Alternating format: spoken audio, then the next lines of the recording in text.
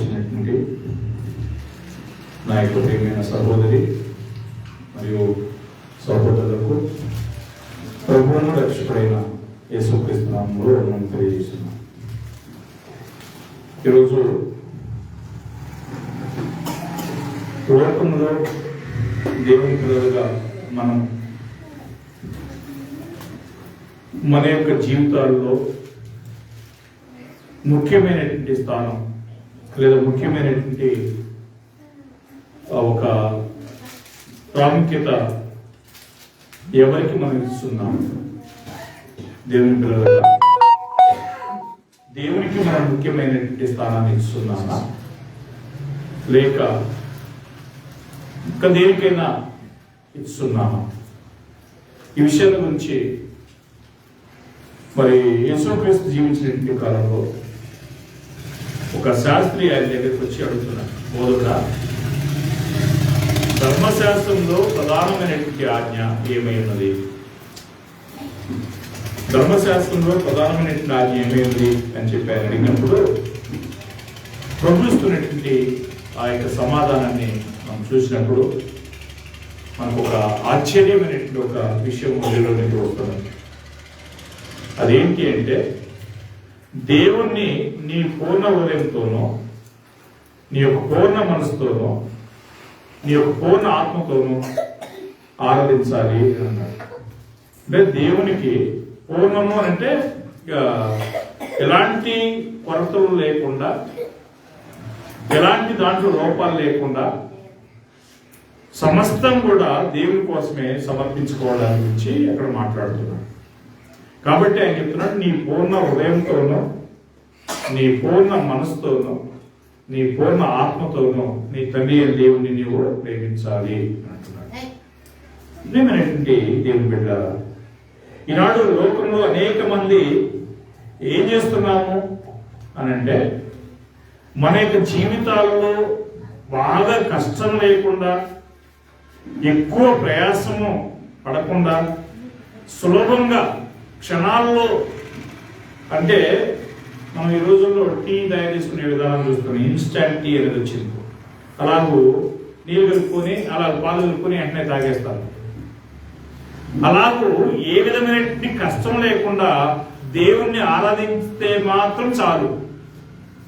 నీకు ఏమైనా కష్టం వచ్చినా, లేకపోతే ఇంకేదైనా ప్రయాసం వచ్చినా, ఇంకేదైనా సమయాన్ని ఎక్కువగా దేవుని కోసం ఖర్చు పెట్టాల్సి వచ్చినా, అది మాత్రం మాకు వద్దు అనేటువంటి విధానంలో క్రైస్తవము మారుతుంది. ఏంటి ఈ ప్రశ్న ఎలాగుందంటే, ప్రార్థన అంటే ఎంతసేపు బ్రదర్? 1 గంట. చాలా ఆ గంటలో అయిపోవాలంతా, మేము మా పనులకు వెళ్ళాలి అనేటువంటి ఆలోచనతో ఈ క్రైస్తవం అనేది మారుతూ ఉన్నది. ఇది నేను మాట్లాడుతున్నది కేవలము మనకి ఇక్కడ ఉన్నటువంటి ఈ సంఘాన్ని గురించి మాట్లాడతాను. సమాజంలో ఉన్న క్రైస్తవం అనేది ఎలాంటి ప్రయాసం లేకుండా, ఎలాంటి కష్టం లేకుండా, ఎలాంటి ఇబ్బందులు లేకుండా దేవుని సేవించేంతవరకు మాత్రం ఓకే, అంతవరకైతే మేము వస్తాం. కానీ ఎక్కువ సమయం పెట్టాల్సి వస్తే, లేదా ఎక్కువ ఖర్చు పెట్టాల్సి వస్తే, ఎక్కువ దేవుని కోసం ప్రయాసపడాల్సి వస్తే మాత్రం మాకొద్దు అనేటువంటి పరిస్థితుల మధ్య ఈరోజు సమాజం తయారవుతా ఉంది. కానీ దేవుని యొక్క స్థానం మన జీవితాల్లో ఎక్కడ ఉండాలి? మన జీవితాల్లో మొదటి స్థానం ఉండాలన్నా దేవునికి, లేకపోతే లాస్ట్ స్థానంలో ఉండాలన్నా? ఈరోజు మనం చూస్తే మీరు దిగ్భ్రాంతి పొందేటువంటి విషయాలు దేవుడు చెబుతున్నారు. ఆనాడు దేవుని ప్రజలైన ఇశ్రాయేలు కూడా దేవునికి ఏదో పైన మిగిలినటువంటి కార్యాలు అలా ముఖాన్ని విశ్లేషినట్టుగా విశ్లేషించిన సందర్భాలు దేవుడు తెలియజేస్తున్నారు. అర్థమైంది నేను చెప్పింది? దేవునికి వాళ్ళకి అన్నీ ఉపయోగించుకుంటారు, అన్ని వాళ్ళకి సమృద్ధిగా తీసుకుంటారు. ఇక వాళ్ళకి మిగిలిపోయిన తర్వాత ఇక వేస్ట్ అయ్యేటువంటి కార్యాలు ఉంటాయి చూసారా, అవి దేవుని ముఖాన్ని చేసినట్లుగా ఆనాడు ఇశ్రాయేలు ప్రజలు కొనసాగారు.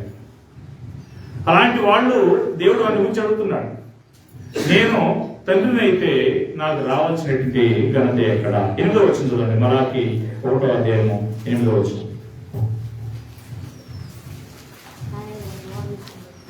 మలాకి 1:8. కుంటిదాన్ని తీసుకొని బలిగా అర్పించిన ఎడ్ల అది దోషము కాదా?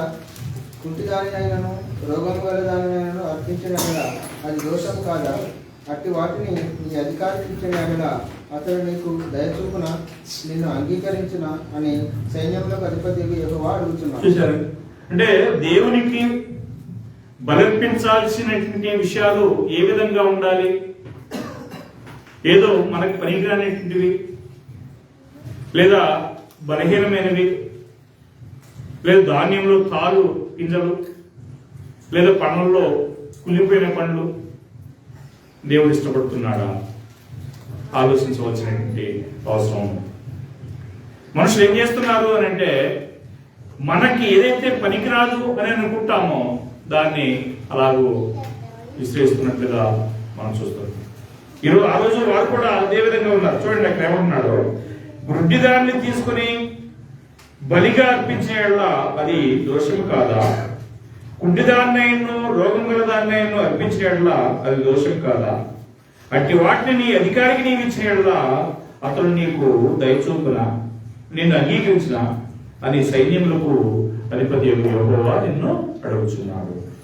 పరిస్థితి ఎలాగుందంటే, అనేక మంది మిత్రులు నాకు తెలిసినటువంటి వారిని బాల్యంలో నాతో అంటే వారితో నేను ఎదిగినటువంటి సందర్భాల్లో ఉన్నటువంటి వారిని కొంతమందిని టచ్ చేసి చూశారు.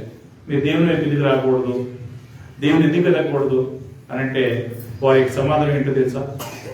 వారి సమాధానం ఎలా ఉంటుందంటే, ఇంకా టైం ఉందలే బ్రదర్, ఇంకా రిటైర్మెంట్ కావాలి, ఇంకా అనేక కార్యాలు నెరవేర్చుకోవాలి, చివరిలో నేను వస్తానులే దేవుని కోసము అన్నట్టుగా వారి సమాధానం ఉంటుంది. చూడండి, వారు ఏమనుకుంటున్నారంటే, తమ బలమంతా తమ కోసం ఉపయోగించుకుని, తమ బలమంతా దేవుని లోక సంబంధమైనటువంటి కార్యాల కోసం ఉపయోగించుకుని మిగిలినటువంటి ఆ యొక్క కాళ్ళు, ముసలిపోయినటువంటి కాళ్ళు ఉంటాయి చూసారా, మసకబారిపోయిన కాళ్ళు ఉంటాయి చూసారా, అంటే చేతగానేటువంటి ఆ యొక్క శరీరం ఉంటుంది చూసారా, దాన్ని దేవుని కోసం మేము ఇచ్చేస్తాము అన్నట్టుగా మానవులు తయారవుతున్నారు. అది కరెక్టేనా? దేవుడు ఏమన్నాడు? అది దోషం కాదా? అది పాపం కాదా అంటున్నాడు. కానీ వాడు చేసేది అదే. మంచి మంచివి నాకు కావాలి, ఎవరిమంతా నేను నా యొక్క సంతోషం కోసం ఉపయోగించుకోవాలి, నా యొక్క భోగముల కోసం నేను ఉపయోగించుకోవాలి. చివరిలో చేత కాకుండా జబ్బు వచ్చి నడవలేక కళ్ళు కనపడలేకుండా ఆ యొక్క పనికి మాలినటువంటి ఈ శరీరం చూసారా, దీన్ని దేవునికి చేయాలి అనేటువంటి ఆలోచనతో మానవులమైనటువంటి మనం ఉన్నాం. ప్రియమైనటువంటి వాళ్ళగా అది సరైన విధానం కాదని దేవుడు ఇక్కడ ఇశ్రాయేలు ప్రజలను హెచ్చరిక చేస్తున్నాడు. అది దోషం కాదా? మరొకసారి చదవండి. గుడ్డిదాన్ని తీసుకుని నాకు బలిగా అర్పించిన అది దోషం కాదా? కుంటిదాన్నైను రోగం గలదాన్నైను అర్పించిన అది దోషం కాదా? అట్టి వాణ్ణి నీ అధికారికి నీవు ఇచ్చిన అతను నీ యందు దయ చూపించదా, నిన్ను అంగీకరించదా అని అంటాడు కదా. ఏం చేస్తున్నాం మనం ఈరోజు? బ్రదర్ కొద్ది పని ఉంది బయట, లేదా ఇంకేదో వివాహ కార్యక్రమాలు ఉన్నాయి, లేకపోతే ఇంకేదో స్కూల్లో పరిస్థితులు, అంటే స్కూల్ పోవాలి, స్కూల్ పోవద్దని అనలేదు, వివాహాలకు అటెండ్ కావద్దని అనలేదు. తర్వాత దేనికి మనం ప్రాధాన్యత ఇస్తున్నాము అనే విషయాన్ని వచ్చినప్పుడు సమాజంలో ఎక్కువ మంది మరి లోక సంబంధమైనటువంటి కార్యాలకి ప్రాధాన్యత ఇస్తున్నట్లుగా దేవుని యొక్క వాక్యం ద్వారా మనకు అర్థమవుతున్నది. ఆనాడు ఇశ్రాయేలు ప్రజల మధ్యలో ఇలాంటి పరిస్థితి ఉన్నది. అనేక సార్లు వారిని హెచ్చరిక చేశాడు, అనేక సార్లు వారిని నిందించాడు. చూడండి 13వ వచనం ఒకసారి అదే పుస్తకంలో 1వ అధ్యాయము 13వ వచనం. అయ్యో, ఎంత ప్రయాసమని చెప్పి ఆ బల్లను తృణీకరించుతున్నారని ఆయన సెలవిస్తున్నాడు. ఇదే సైనికులకు అధిపతి యెహోవా వాక్కు. మరియు దోచబడిన దానిని, కుంటి దానిని, తెగులు దానిని మీరు తెచ్చుతున్నారు, అలాగనే మీరు నైవేద్యములు చేస్తున్నారు. మీ చేత నేను ఎట్టిదాన్ని అంగీకరించునా అని యెహోవా అడుగుతున్నాడు. దేవుని యొక్క సేవ, దేవుని యొక్క ఆరాధన, దేవుని యొక్క ఆజ్ఞను వెతకడం అనేది అనేక మందికి అది అలసటగా లేదా ఎంత ప్రయాసము అని చెప్పి వారు అనుకుంటున్నారు. ఎంత ప్రయాసం ఎవరు పడతారండి? ఈరోజు పరిస్థితి ఎలాగుందంటే, మందిరానికి పోవాలి, దేవుని ఆరాధించాలి, ఆరాధనకు పోవాలంటే కుటుంబాల్లో స్త్రీలు అలాగే ఉన్నారు, కుటుంబాల్లో యవన బిడ్డలు అలాగే తయారవుతున్నారు. మరి ఈ యొక్క పరిస్థితి చూస్తూ పోతున్నట్లయితే కొద్ది కాలానికి మరి యొక్క దేవుని యొక్క సేవ అనేది జరుగుతుందా అనేటువంటి అనుమానం అనుమానం రాక తప్పట్లేదు. అంటే దేవుని సేవ జరుగుతుందా అని అంటే సేవ జరగకుండా పోదు, దేవుని కోసం ఎవరో ఒకరు ఉంటారనేటువంటిది దాంట్లో సందేహం ఏమాత్రం కూడా లేదనేటువంటి విషయం తెలుసు. అయినప్పటికీ కూడా జనము మరి దేవుని కోసం వస్తారా అనేటువంటి ఒక అనుమానం అనేది ఒకవైపు కలుగుతా ఉంది. ఇక్కడ చూడండి ఏమంటున్నారు, అయ్యో ఎంత ప్రయాసం అని చెప్పి బల్లను తృణీకరిస్తున్నారు. బల్లంటే మనకి ఇప్పుడు ఉన్నటువంటి బల్ల ఏంటి? ప్రభు బల్ల. ఆ ప్రభు బలను కూడా ఎవరు పోతారు అక్కడికి? ఎవరు గంట సేపు కూర్చుంటారు? ఎవరు ఆ యొక్క రొట్టెని తీసుకుంటారు, ద్రాక్షారసం తీసుకుంటారు అనేటువంటి పరిస్థితికి కాలము మారుతూ వస్తున్నది. ప్రజల యొక్క హృదయాలు లాగు తిప్పబడుతూ వస్తున్నాయి. కారణం ఏంటి? ఒకసారి మనం ఆలోచన చేస్తే ఈ లోకంలో సాతాను యొక్క కార్యాలు మనం వాటి వైపు మొగ్గు చూపటమే కారణమైనది అనే విషయాన్ని నేను గమనించవచ్చు. చూడండి ఇక్కడ ఏమంటున్నాడంటే, దేవుడు అంటున్నాడు, ఇదే సైన్యములకు అధిపతియగు యెహోవా వాక్కు, మరియు దోషపడిన దాన్ని, కుంటిదాన్ని, తెగుగల దాన్ని మీరు తెచ్చున్నారు, ఇలాగనే మీరు నైవేద్యము చేస్తున్నారు, మీ చేత నేను అట్టి దాన్ని అంగీకరించునా అని యెహోవా అడుగుతున్నాడు. అట్టి దాన్ని దేవుడు అంగీకరిస్తున్నాడండి. ఉదాహరణకి ఈరోజు మన పరిస్థితిని ఒకసారి అప్లై చేద్దాం. దేవుని కోసం మనం ఇచ్చేటువంటి సందాలో మనకి పనికిరానటువంటి చల్లనటువంటి కాగితాలను, చల్లనటువంటి మరి ఆ యొక్క నాణ్యాన్ని తీసుకొచ్చి దేవునికి ఇస్తే దేవుడు మన హృదయాల్లో చూడట్లేదా? ఎవరు దాంట్లో వేశారనే విషయం ఒకవేళ ఎవరికి తెలియకపోవచ్చు. ఎందుకు ఆ విషయాన్ని కూడా నేను ఇప్పుడు ఏం చేస్తున్నాను అని అంటే, అనేక సందర్భాల్లో 20 రూపాయల నోట్లు సగానికి గినికి ఉంటాయి, అవి చెల్లట్లేదు. అంటే ఇక వాళ్ళకి చెల్లవు కాబట్టి, కొట్లో పోతే మానవు కాబట్టి, ఇక వాళ్ళకి పైకిరావు కాబట్టి తీసుకొచ్చి దేవుని ముఖాన్ని చేస్తున్నట్టుగా మనకు అర్థమవుతుంది. కాబట్టి అందుకని దేవుడు అంటున్నాడు, ఇట్టి వాటిని నేను అంగీకరించనా అని సైన్యములకు అధిపతి యెహోవా మానవులు అనేటువంటి మనల్ని ఇశ్రాయేలుల ద్వారా అడుగుతున్నాడు. ఆ రోజు ఇశ్రాయేలు అడిగాడు, అదే ప్రశ్న ఈరోజు నన్ను నిన్ను కూడా అడుగుతున్నట్టుగా మనం చూస్తున్నాం.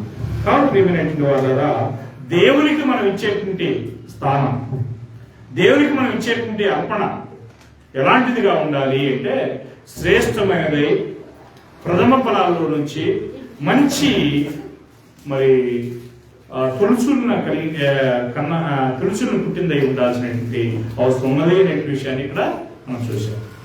మరి అలాగూ కాకుండా దేవునికి ఏదో మనం ముఖాన్ని విశ్లేసినట్లుగా పనికిరాంది మనం పుట్టినట్లయితే దేవుడు అంగీకరిస్తాడా అంటే మనం చూసాము. అక్కడ శాస్త్రి చెప్తున్నాడు, నీ పూర్ణ హృదయంతోనూ, నీ పూర్ణ ఆత్మతోనూ, నీ పూర్ణ మనసుతోనూ నీ దేవుడైన యెహోవాని నీవు సేవించాలి. ఎలాగ సేవించాలంట? సమయమంతా, రోజంతా, కళ్ళు అలసిపోయేదాకా, దయచేసి ఎవరైనా ఆలోచన చేస్తున్నారు లేదో మరి, కళ్ళు అలసిపోయేదాకా మొబైల్ ఫోన్లో చూసి, కళ్ళు అలసిపోయేదాకా ల్యాప్టాప్లలో చూసి, చివరికి లాస్ట్ మూమెంట్ లో ఒక అర్ధగంట గంటలో దేవునికి మనం వదిలిపెట్టినట్టయితే అది దేవుడు అంగీకరిస్తాడా? ఏమంటే ఖచ్చితంగా దేవుడు దాన్ని అంగీకరించడు. అలాంటి ఆ యొక్క సేవను దేవుడు అంగీకరిస్తాడంటే అంగీకరించడు. చూడండి, ఇలాంటి ఒకవేళ కఠినమైనటువంటి భావనలు మీతో పంచుకోవడం వల్ల ఎక్కువ మంది ఏమైనా అభ్యంతరపడుతున్నారేమో, కానీ నేను చెప్పేది ఇక్కడ ఉన్నటువంటి మన కోసం మాత్రమే కాదు, ఇది ఆన్లైన్లో పోతుంది కాబట్టి సమాజంలో అందరికీ ఇది ఒక అంటే కనువిప్పు కలగాలి అనే ఉద్దేశం కోసం నేను ఈ మాటలు మాట్లాడుతాను. కాబట్టి మనం అంతా కూడా ఏం చేస్తున్నాం అంటే, మన యవ్వనాన్ని లేదా మన బలాన్ని, మన యొక్క ఆయుష్ని, అంటే ఈ యొక్క కణంలో ఉన్నటువంటి ఆ యొక్క మంచి కార్యాలన్నింటినీ కూడా లోకానికి పంచిపెట్టి, సాతాను కార్యాలకు వదిలిపెట్టి, చివరికి పనికిమాలినటువంటి ఆ యొక్క పరిస్థితి వచ్చిన తర్వాత అప్పుడు నేను దేవుని ఎదుగుతాను ప్రభువా, నేను దేవుని కోసం వస్తాను ప్రభువా. ఎంతమంది అంటలేదండి అలా? ఈరోజు చాలా మంది అలాగనే ఉన్నారు. ఎవరమంతా ఎక్కడో పోతారు, ఎటో తిరిగి వస్తారు, ఏమేమో చేస్తారు. చివరిలో వచ్చిన తర్వాత అది కిడ్నీల జబ్బు, షుగర్ జబ్బు, బీపీఓ, ఇంకేదో జబ్బు రాగానే బ్రదర్ నేను ప్రభు కోసం వస్తాను, దేవుని ఆరాధన చేస్తాను, తీసుకోండి, నన్ను కలుపుకొని పోండి అని మాట్లాడేటువంటి వారు చాలా మంది నాకు పరిచయం ఉన్నటువంటి వారు ఉన్నారు. కాబట్టి అలాంటి పరిస్థితుల్లో దేవుని కోసం నీవు జీవించినట్లయితే దేవుడు నిన్ను అంగీకరిస్తాడంటే ఖచ్చితంగా అంగీకరిస్తాడు. కానీ నీ యొక్క హృదయం ఎలాగున్నది? మొదట నీ యొక్క హృదయం అంతా ఎవరికి ఇవ్వాలనుకుంటున్నావు? లోకానికి ఇవ్వాలనుకుంటున్నావు. చివరిలో వచ్చి దేవుడిని వెనకాలని నువ్వు అనుకుంటున్నావు. దేవుడు ఇష్టపడుతున్నాడా అంటే ఖచ్చితంగా ఇష్టపడదు. మొట్టమొదటి మన హృదయంలో దేవునికి హైలీ వాల్యూ ఇచ్చినట్లయితే, లేదా ఉన్నతమైనటువంటి విలువ ఇచ్చినట్లయితే మన జీవితాల్లో కూడా దేవునికి ఎక్కువగా విలువిస్తాం. మొట్టమొదటి ఎక్కడ ఇవ్వాలి దేవునికి? ఏమండి ఎక్కడ చెప్పండి? హృదయంలో. హృదయం ఎక్కడ ఉంది? ఇక్కడనా? అనేక మంది అనుకుంటారు హృదయం ఎక్కడ ఉందంటారు. ఏది భూసంబంధం హృదయం ఉంది, వాస్తవం కాదని. కానీ మన యొక్క హృదయం ఆలోచింపజేసే హృదయం ఎక్కడ ఉంది? ఈ యొక్క హృదయంలో దేవునికి మొదటి స్థానం మనం ఇచ్చినప్పుడు ఎక్కడ కూడా మనం దేవునికి మొదటి స్థానం ఇవ్వడానికి అవకాశాలు ఉంటాయి. మన జీవితాల్లో కూడా దేవునికి మనం మొదటి స్థానం ఇవ్వడానికి అవకాశం ఉంటుంది. అలా కాకుండా మన స్నేహితులకో, లేదా మన బంధువులకో, మన అన్నదమ్ములకో, మన తల్లిదండ్రులకో మనం మొదటి స్థానమే ఇచ్చామనుకోండి, ప్రభు ఏమన్నాడు ఒకసారి చూడండి. మత్తయి సువార్త 10వ అధ్యాయం 37వ వచనం. మత్తయి సువార్త 10:37. తండ్రినైనను తల్లినైనను నాకంటే ఎక్కువగా ప్రేమించేవాడు చూశారండి. ఈ లోకంలో ఉన్నటువంటి బాంధవ్యాలను, ఈ లోకంలో ఉన్నటువంటి సంబంధాలను మనం ఎక్కువగా మనకు వాటికి విలువించినట్లయితే మనం ఎవరికి పాత్రలం కామండి? ప్రభువునకు పాత్రలం కాదు. మరొకసారి ఆ వచనాన్ని చదువు. 37వ వచనం చదవండి. తండ్రినైనను తల్లినైనను నాకంటే ఎక్కువగా ప్రేమించేవాడు నాకు పాత్రుడు కాడు. కుమారునైనను కుమార్తెనైనను నాకంటే ఎక్కువగా ప్రేమించేవాడు నాకు పాత్రుడు కాడు. ఏమైనటువంటి సహోదరి సహోదరులారా, ఒకసారి ఆలోచించండి. మనం ఈ లోకంలో ఉన్నటువంటి బంధ సంబంధాలకు లేక బాంధవ్యాలకు మనం విలువించినట్లయితే ఎవరికి మనం పాత్రలు కామంటే? అనేక సందర్భాల్లో మనం ఎవరికి విలువిస్తున్నాము? ఆలోచించండి ఒకసారి. అన్న వచ్చిందా? చర్చొద్దు. లేదా ఇంకెవరన్నా అత్తగారి నుంచి అత్తగారు వాళ్ళు వచ్చారా? చర్చొద్దు. లేకపోతే ఇంకెవరన్నా స్నేహితులు వచ్చారా? ఆ రోజు చర్చి మానక. ఇది ఏ విధమైనటువంటి హృదయము అని అంటే ప్రభు చేత అంగీకరించబడిన హృదయమా అంటే కానే కాదు. దేవుడు ఏమంటున్నాడంటే నాకంటే నీవు వాళ్ళకి విలువించావు, అప్పుడు నీవు నాకు పాత్రుడివే కావు. అంటే ఏం చేయాలి? మరి ఎవరికి విలువ ఇవ్వాలి? మనం రెండింటికి విలువిస్తామా? విలువగలమా? దేవుడు అంటే ఒక మాట చెప్తున్నాడు ప్రభు, ఏ దాసుడు కూడా ఇద్దరు యజమానులకు ఏం చేయలేడు? దాసులుగా ఉన్నాడు. నాకు దేవుడు కావాలి, వాళ్ళు కావాలి అంటే ఎలా కుదురుతుంది? అది కుదరదు కదా. ఏం చేయాలి మనం? వాళ్ళనా లేకపోతే దేవుడినా, లేదా దేవుడినా లేకపోతే వాళ్ళనా అనేటువంటి కార్యాల్లో మనం నిర్ణయాలు తీసుకోవాల్సినటువంటి అవసరం ఉన్నది. అలా లేనట్లయితే దేవుని చేత మనం అంగీకరించబడేటువంటి పరిస్థితులు లేవనేటువంటి విషయాన్ని మనం చూస్తున్నాం. కొన్ని సందర్భాల్లో మనం చర్చికి రెడీ అయిపోతున్నాం. చిన్న ఉదాహరణ, చర్చికి సిద్ధపడి వెళ్తున్నాం. హఠాత్తుగా మన యొక్క బంధువులు, అన్నదమ్ములు, లేకపోతే ఇంకెవరో అత్తమామలు హఠాత్తుగా వచ్చేసారు. రాగానే మేము చర్చికి పోతున్నాము, మీరు కూడా మాతో వస్తారా? రండి, సంతోషం. లేదా మేము వచ్చేంత వరకు మీరు ఇక్కడే ఉండండి అని చెప్పగలిగే ధైర్యం మనలో ఎవరికైనా ఉన్నదా? ఏమండి, మేము చర్చికి పోతున్నాం, మాతో మీరు రండి, ఒక గంటన్నర తిరిగి వస్తాం. లేదా మీకు రావడం ఇష్టం లేదా, మీరు ఇక్కడే ఉండండి, మేము పోయి వస్తాము ప్రార్థనకి అని చెప్పగలిగేటువంటి ధైర్యం మనలో ఎవరికైనా ఉన్నదా? ఆలోచించాలి. లేదా ఇక నేను చర్చికి పోతాలే, మీరు వచ్చారు అని చెప్పి కూర్చుని వాళ్ళతో పాటు బైబిల్ చదవడేసి మనం వాళ్ళకి ముఖ్యతిస్తున్నాము. ఆలోచించండి. మీకు ఈ బోధలు బయట ఎక్కడ దొరకండి. ఇగో చూస్తున్నారు, డబ్బులు కొట్టుకుంటే ఎట్లా చెప్తున్నారు. వాళ్ళు ఒక్క వాక్యం చెప్పరు. వాళ్ళు చెప్పేది ఏంటంటే వాళ్ళు డబ్బులు కొట్టుకుంటా, తర్వాత వాళ్ళు పాటలు పాడుకుంటూ ఇద్దరితే ఇలాంటి సత్యబోధలు వచ్చాయి. పరిస్థితి మీరు వినాల్సినటువంటి విషయాలు ఏంటంటే, దేవునికి మనం ముఖ్యత్వం ఇస్తున్నామా, లేకపోతే మన యొక్క బంధువులకు మనం ముఖ్యత్వం ఇస్తున్నామా అనేటువంటి విషయాన్ని మనం గమనించాల్సినటువంటి అవసరం ఉంది. ఆ తర్వాత మనం ఈ లోకాన్ని ప్రేమిస్తున్నామా, లేకపోతే దేవుని ప్రేమిస్తున్నామా అనే విషయంలో కూడా ఒకసారి ఆలోచించాలి. దేవుడు చెప్తున్నాడు, మొదటి యోహాను 2:15 ఒక మాట అంటున్నాడు. చదవండి. మొదటి యోహాను 2:15.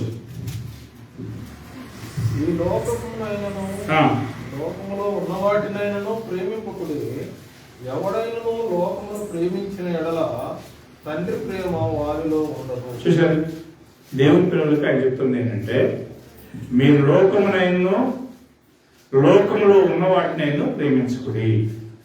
అంటే లోకంలో ఉన్నటువంటి వాటిని ప్రేమించొద్దు అని అంటే ఆయన ఈ యొక్క లోక సంబంధమైనటువంటి కార్యాలని మీరు ప్రేమించొద్దు అని అన్నాడే కానీ లోకంలో ఉన్న మనుషులను ప్రేమించొద్దు అని అనలేదు ఆయన.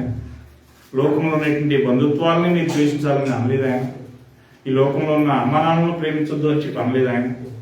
దేన్ని ప్రేమించొద్దు అంటున్నాడంటే, ఈ లోక సంబంధమైనటువంటి కార్యాలు మీరు వాటిని ప్రేమించొద్దు.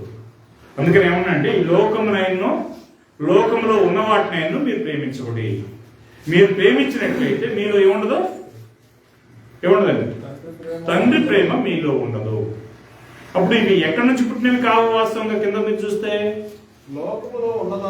లోకములో ఉన్నదంతయు శరీరాశయు నేత్రాశయు జీవపుడమును ఇవి తండ్రి వలన పుట్టినవి కావు. నేత్రాశ, శరీరాశ, జీవపుడము. నేత్రాశ అంటే మనకు తెలుసు, మన కన్నుల్లో చూడగానే అది నాకు కావాలి, అది నాకు ఉంటే బాగుంటుంది అనేటువంటి ఆ యొక్క ఆశ. రెండవది శరీరాశ. శరీరం దేని కోరుకుంటుందో దాన్ని తెచ్చుకోవాలి అనేటువంటిది శరీరాశ. ఇంకా ఆ తర్వాత జీవడము, ఆ తర్వాత నన్ను మించినటువంటి వాళ్ళు ఎవరు లేరు అనేటువంటి అహంభావం. ఇలాంటి కార్యాలన్నీ కూడా దేవుని వల్ల పుట్టినటువంటి కార్యాలు కావు. ఇవన్నీ ఆ యొక్క సాతాను వల్ల పుట్టినటువంటి కార్యాలు అనే విషయాన్ని దేవుడు తెలియజేస్తున్నాడు. కనుక ప్రియమైనటువంటి వాళ్ళరా, మనం ఈ లోకంలో ఉన్నటువంటి కార్యములను ప్రేమిస్తూ పోతున్నట్లయితే అవి మనల్ని ఏం చేస్తాయంటే అనిచేస్తాయి. ఇప్పుడు ప్రభు మండల పొదల్లో ఎత్తబడిన విత్తనాల గురించి బోధిస్తున్నప్పుడు ఏమంటాడంటే, ఆ మండల పొదల్లో ఎత్తబడిన విత్తనం అనేది అంచివేయబడుతుంది అంటున్నాడు. ఎందుకు? దాని చుట్టూ మండల పొదలు అనేవి విస్తరిస్తున్నాయి, ఎదుగుతున్నాయి. అవి ఏం చేస్తాయంటే ఆ మంచి శక్తిని అంచేస్తాయి. అలాగే ఈ లోకం యొక్క అహీక విచారము, ధనమోసము, ఈ లోక సంబంధమైన కార్యాలు మనం ఏం చేస్తాయంటే దేవుని యొక్క వాక్యాన్ని మనలో లేకుండా అంచివేస్తాయి. ప్రార్థన పోవాలా? ఇప్పుడేం ప్రార్థనలే, నిద్రవుతుంది. లేదా దేవుని సేవ, దేవుని కార్యాలు వినాలా? ఇప్పుడేం తెలియదు, తర్వాత చూద్దాం అనేటువంటి ఆలోచనకి మనల్ని నడిపిస్తాయి. కాబట్టి మనం అలాంటి కార్యాలు కాకుండా దేవునికి ఇష్టమైనటువంటి, ఒకసారి చదవండి, ఆ కార్యాలు మనం ఏ విధంగా అణచివేస్తాయో చెప్తున్నాడు. మత్తయి సువార్త 13:22. మత్తయి 13:22.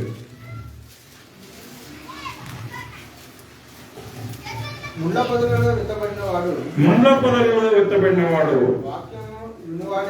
వాక్యము వినువాడే కాని అహిక విచారము, ధనమోసమును చూసారు. ముండ్ల పొదలలో విత్తబడిన వాడు ఏం చేస్తున్నాడంటే, వాక్యము వింటాడే కానీ అహిక విచారము, ధనమోసము ఆ వాక్యాన్ని అణచివేస్తున్నాయి. వాక్యాన్ని వింటారు. చూడండి, ఎన్ని మత్స్యాకరంలో ఉన్నటువంటి వాళ్ళు మనకంటే ఎంత పర్ఫెక్ట్ గా చర్చిపోతున్నారో ఒకసారి ఆలోచించండి. అర్థమవుతుంది మీకు? వాళ్ళు ఏం చేస్తారంటే మనకంటే పెందలకన్నీ లేస్తారు, మనకంటే చాలా నీట్ గా రెడీ అయిపోయి మందిరాల్లో కూర్చుంటారు. కానీ వారు వాక్యాన్ని వింటుంటారు. కానీ వింటున్నారే కానీ వారు ఏం చేస్తున్నారు, ఏం చేయబడుతున్నారట? చూడండి అక్కడ 2వ వచనంలో, ఆ వాక్యము అణిచివేయను గనక, అవి వాక్యమును అణిచివేయను గనక వాడు నిస్మరుడగును.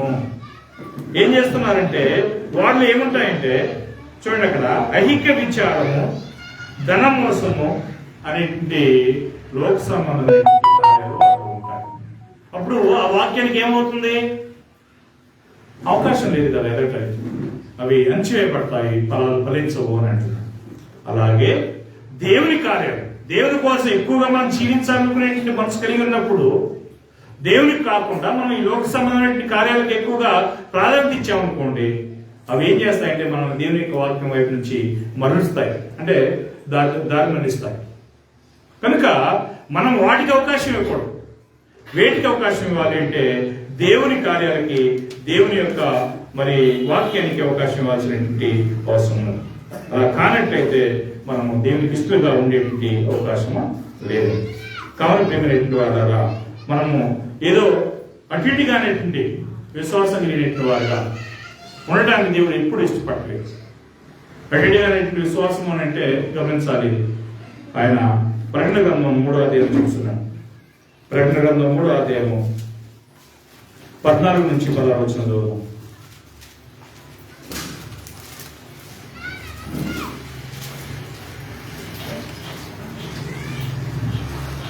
లవోదికలో ఉన్న సంఘపు దూతకు ఇలాగు రాయు. ఆమేన్ అనువాడును, నమ్మకమైన సత్యసాక్షి, దేవుని సృష్టికి ఆదియునైన వాడును చెప్పు సంగతులేమనగా, నీ క్రియలను నేను ఎరుగుదును. నీవు చల్లగానైనను వెచ్చగానైనను లేవు. నీవు చల్లగానైనను వెచ్చగానైనను ఉండిన మేలు. నీవు వెచ్చగానైనను చల్లగానైనను ఉండక నులివెచ్చగా ఉన్నావు గనుక నేను నిన్ను నా నోట నుండి ఉమ్మివేయ ఉద్దేశించుతున్నాను. నీవు దౌర్భాగ్యుడవును, దిక్కుమాలిన వాడవును, దరిద్రుడవును, గుడ్డివాడవును, దిగంబరువునై ఉన్నావని ఎరుగక నేను ధనవంతులను ధనవృద్ధి చేయుచున్నాను, నాకేమీ కుదరలేదని చెప్పుకొనుచున్నావు. నీవు ధనవృద్ధి చేసుకున్నట్లు అగ్నిలో పుటము వేయబడిన బంగారమును నీ దిశమెల్లా సిగ్గు కనబడకుండానట్లు ధరించుకున్నటకు తెల్లని వస్త్రములను నీకు దృష్టి కలుగునట్లు నీ కన్నులకు కాటుకలను నా యుద్ధ కొనుమని నీకు బుద్ధి చెప్పుచున్నాను. సహోదరి సహోదరుల, ఆనాడు లవోదికీయలో ఉన్నటువంటి సంఘానికి ఆయన ఈ యొక్క పత్రిక రాస్తున్నాడు. ఆ పత్రిక యొక్క సారాంశాన్ని గమనించండి. ఉద్దేశం ఏంటంటే, ఈ యొక్క ప్రజలు ఏ విధంగా ఉన్నారో చెప్తున్నాడు. 17వ వచనంలో, నీ క్రియలను నేను ఎరుగుదును, నీవు చల్లగానైనను వెచ్చగానైనను లేవు. ఎలా ఉన్నారట మనుషులు? ఉంటే చల్లగానన్నా ఉండాలి, లేకపోతే వెచ్చగానన్నా ఉండాలి. అంతేగాని నేను అట్టిడి కాకుండా నురివెచ్చగా ఉంటాను అంటే దేవుడు మనల్ని అంగీకరిస్తాడా? ఈరోజు సమాజము, క్రైస్తవం ఎలాగుందంటే, మాకు లోకమంతా కావాలి, లోకంలో ఉన్నటువంటి కార్యాలన్నీ కావాలి, ఆ తర్వాత మేము దేవుడు కావాలి అనేటువంటి పరిస్థితి ఉన్నాం. అందుకని అంటున్నాడు, నీవు చల్లగానైనను వెచ్చగానైనను ఉండిన మేలు, నీవు వెచ్చగానైనను చల్లగానైనను ఉండక నువ్వెచ్చగా ఉన్నావు కనుక నేను నిన్ను నా నోట నుండి ఉమ్మివేయ ఉద్దేశిస్తున్నాను. ఏమైనటువంటి దేవుని బిడ్డారా, ఈరోజు అలాంటి పరిస్థితిలో ఉన్నటువంటి క్రైస్తవుల్ని దేవుడు అంగీకరిస్తాడా? దేవుడు ఇష్టపడుతున్నాడా? ఖచ్చితంగా లేదు అనే విషయాన్ని మనం గమనించాలి. కాబట్టి మీరు ఎలాగున్నారు అంటే 16వ వచనం అంటున్నాడు, నీ వెచ్చగానైనా చల్లగానైనా ఉండక నువ్వెచ్చగా ఉన్నావు కనుక నేను నిన్ను నా నోట నుండి ఉమ్మివేస్తున్నాను. 17వ వచనంలో అన్నాడు, నీవు దౌర్భాగ్యుడును, దిక్కుమాలిన వాడవును, దరిద్రుడును, గుడ్డివాడవును, దిగంబరుడై ఉన్నావు గనుక అని ఎరగగా ఏమనుకుంటున్నారు వాళ్ళు? నేను ధనవంతుడును, ధనవృద్ధి చేసుకుంటున్నాను, నాకేమీ కొదవలేదని చెప్పి నీవు చెప్పుకుంటున్నావు అన్నాడు. ఎలాంటి క్రైస్తవుడు ఈనాడు సమాజంలో ఎక్కువ మంది ఉన్నారు. వాళ్ళకి ఏమీ రక్షణ లేదన్న సంగతి వాళ్ళకి తెలుసు. అయినప్పటికీ కూడా నాకు రక్షణ ఉంది, నేను ప్రభు బిడ్డనే, నేను ప్రభు సంఘానికి పోతున్నాను అని చెప్పేటువంటి భావంతో వాడు కొనసాగుతున్నాను. కానీ దేవుడు ఏమన్నాడంటే అలాంటి వారు దేవునికి ఏమాత్రం కూడా ఇష్టం కాదు, దేవుడు వారిని అంగీకరించడం చెప్పి దేవుని యొక్క వాక్యం మనం హెచ్చరిస్తుంది. కావున ప్రియమైనటువంటి వాళ్ళ దేవునికి మన యొక్క మొదటి స్థానమా, దేవునికి మన జీవితంలో చివరి స్థానమా, మన హృదయంలో దేవునికి మొదటి స్థానమా, లేకపోతే మన హృదయంలో దేవునికి లాస్ట్ ఛాన్సా అనేటువంటి విషయాలు మనం ఒకసారి పరిశీలన చేయాల్సినటువంటి అవసరం ఉన్నది. ఒకవేళ నీవు దేవునికి చివరి స్థానాన్ని ఇచ్చినట్లయితే నీ యొక్క యవనాన్నో, నీ యొక్క ధనాన్నో, నీ యొక్క బలాన్నో, లోక సంబంధమైన కార్యాలన్నింటికి ఉపయోగించుకొని చివరిలో మిగిలినటువంటి ఆ చేతగానేటువంటి వయసునో, లేదా మసకబారిపోయిన కాలంలో, లేదా బలం లేనటువంటి కాలంలో చేతులను దేవునికి ఇచ్చేసినట్లయితే దేవుడు నిన్ను ఏమాత్రం కూడా అంగీకరించడు అనే విషయాన్ని గుర్తుపెట్టుకోవాల్సినటువంటి అవసరం ఉన్నది. అలాగైతే మనం ఎవరికి మొదటి స్థానాన్ని ఇవ్వాలి, దేవునిక లేకపోతే ఈ లోక సంబంధమైన కార్యాలుగా అని చెప్పి చూశారు. ఇప్పుడు మనం క్రైస్తవులుగా మనం దేవుని కోసం మనలో మనం ప్రతిష్ఠించుకోవాల్సినటువంటి వారమై ఉన్నాం. ఎలాగో చూడండి ఒకసారి ప్రకటన రోమిలికి రాసిన పత్రిక 12వ అధ్యాయము, రోమిలికి రాసిన పత్రిక 12వ అధ్యాయము 1వ వచనం చదవండి. క్రైస్తవులుగా మనం దేవునికి ఏ విధమైన స్థానాన్ని ఇవ్వాలి? కాబట్టి సహోదరులారా పరిశుద్ధమును దేవునికి అనుకూలమైన సజీవ యాగముగా మీ శరీరమును ఆయనకు సమర్పించుకొనుడని దేవుని వాత్సల్యతను బట్టి బతిమాలుకొనుచున్నాను. ఇట్టి సేవ నీకు యుక్తమైనది. 2వ వచనం పడు. మీరు ఈ లోక మర్యాదను అనుసరింపక ఉత్తమమును అనుకూలమును సంపూర్ణమునై ఉన్న దేవుని చిత్తమేదో పరీక్షించి తెలుసుకున్నట్లు మీ మనసు మారి నూతన మొక్క వలన రూపాంతరము పొందుడు. చాలు. ప్రియమైనటువంటి సహోదరి సహోదరులారా, దేవుని పిల్లలుగా మనము ఏ విధంగా ఉండాలి అని అంటే పరిశుద్ధమును దేవునికి అనుకూలమైన సజీవ యాగముగా మన శరీరమును సమర్పించుకోవాల్సినటువంటి వారమై ఉన్నాం. పరిశుద్ధము అనుకూలమైనటువంటి మరి యాగముగా దేవునికి అర్పించుకోవాలి. అది ఈ విధంగా ఉండాలి అని అంటే కొంతమంది ఏం చేస్తున్నారంటే మూఢనమ్మకం కలిగినటువంటి వారుగా, లేకపోతే అతి భక్తి కలిగినటువంటి వారుగా కొంతమంది ఉంటున్నారు. అది కూడా దేవుడు ఇష్టపడలేదు. అతి భక్తి అంటే మీకు అర్థమైందో కాలేదు. కొంతమంది ఏం చేస్తారంటే దేవుడు ఈ లోకంలో మనం ఉండటం సరికాదు కాబట్టి ఈ లోకాన్ని వదిలిపెట్టిపోవాలి అని చెప్పి సూసైడ్ చేసుకునేటువంటి కొంతమంది ఉన్నారు. క్రైస్తవంలోనే నేను చెప్పేది. ఆ యొక్క కాకినాడ ఆ యొక్క రాజమండ్రికి వెళ్ళిపోతే 3 స్త్రీలు ఇంట్లో వాళ్ళే గురేసుకున్నారు. ఎందుకు అంటే ఇక్కడ మీరు భూమి మీద బతకడం యోగ్యమైనది కాదు, మీరు అక్కడ పోవాలా, దేవుని లోకానికి పోవాలని చెప్పి ఎవడో చెప్పాడు. అలాంటి మూఢభక్తి కూడా వద్దు. అందుకని దేవుడు అంటున్నాడు చూడండి, అక్కడ మీరు అతిగా నీతిమంతులుగా కూడా ఉండాల్సిన అవసరం లేదని అంటున్నాడు. చూడండి, ఇక్కడ ఈరోజు క్రైస్తవులు మాత్రమే కాదండి, కొన్ని మతాల్లో ఏం చేస్తారు తెలుసా, మూఢభక్తి పేరుతో పిల్లల్ని బలిగా అర్పిస్తున్నటువంటి కొంతమంది అతి మూర్ఖులు కూడా ఉన్నారు. లేదా పిల్లల్ని నరులను ఏం చేస్తారంటే ఆ యొక్క నరబలులు అర్పిస్తున్నటువంటి పరిస్థితులు. అదేంటి అంటే అది ఫెనటిక్ అనే ఒక వర్డ్ ఇంగ్లీష్ లో ఉపయోగించబడింది. ఫెనటిక్ అంటే అతి మూర్ఖులు లేదా మతోన్మాదులు అని అర్థం. ఈ మతోన్మాదులు ఏం చేస్తున్నారంటే మేము నమ్ముకున్నది ఏదో అదే రైట్, అదే నిజమైన దేవుడు అని చెప్పి ఏ విధమైనటువంటి మతం రాకూడదు, ఏ విధమైనటువంటి కార్యాలు ఉండకూడదు అని చెప్పి కొంతమంది దుర్మార్గంగా మాట్లాడేటువంటి వాళ్ళు ఉన్నారు. కానీ అది కరెక్ట్ కాదు అనేటువంటి విషయాన్ని మనం గమనించాలి. కాబట్టి ఇక్కడ ఏమంటున్నాడంటే మీరు మీ యొక్క సేవ అనేది పరిశుద్ధమును అనుకూలమైనటువంటి మరి సజీవమైనటువంటి యాగంగా ఉండాల్సినటువంటి అవసరం ఉన్నది. అందుకని ఎక్కువగా మరి అతి నీతి మంత్రులుగా కూడా ఉండాల్సినటువంటి అవసరం లేదు. సామెతలో చెప్తున్నాడు ఆయన. ఒకసారి చదువుదాం ఆలోచన కూడా. ప్రసంగి గ్రంథము 7వ అధ్యాయం 16వ వచనం. ప్రసంగి గ్రంథము 7వ అధ్యాయం 16వ వచనం.